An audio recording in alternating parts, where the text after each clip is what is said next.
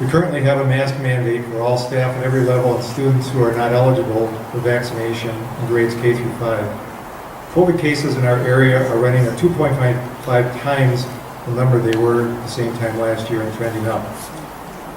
Who should the school administration consult with and listen to concerning ongoing decisions for creating a safe learning environment for our children?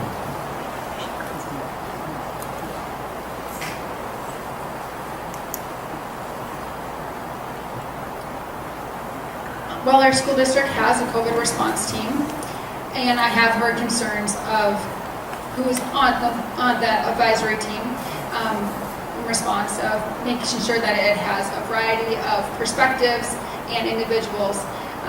I think it's right to have a COVID response team. I think it's appropriate to look at the numbers within our district and to understand the risks. But I also don't believe that we should be taking away the right to choose for your family and your child. We've been doing this a long time, and there are many factors that are affected by an individual, whether they're wearing a mask or not.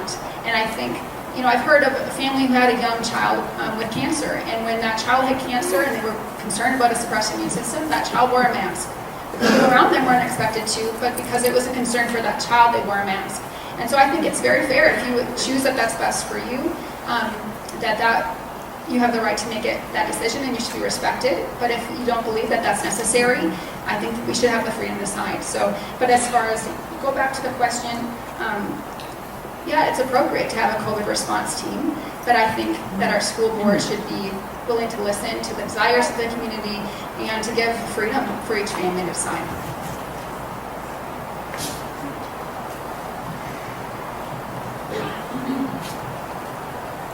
The school board does listen. We listen to our local medical community. We watch data daily, and we make decisions to keep your kids safe. We make decisions to keep your kids' teachers safe. There are over 700 teachers, staff, faculty.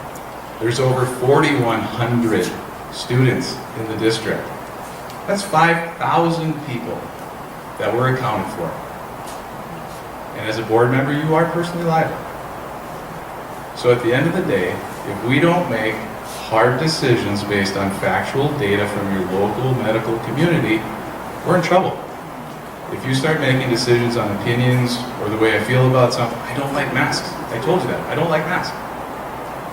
But it is a mitigating factor to keep our students in school. It's a mitigating factor to keeping our teachers in the building. Without teachers, there's no kids in the building. So we are listening to the medical community, and we're making decisions based on that. We have a 4-tiered response based on COVID numbers, positive cases, counts, positive counts within the school. So these decisions are calculated. We can show you the data. It's available on the school board or on the district website. I think it's important to note that not every school district in our state chose to mandate masks.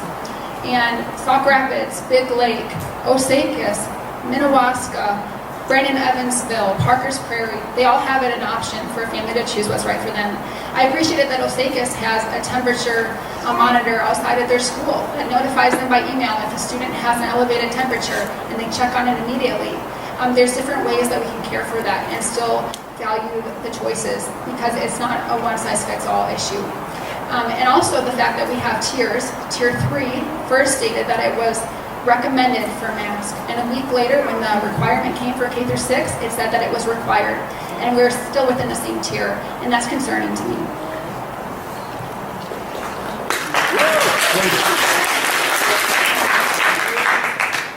Thank you.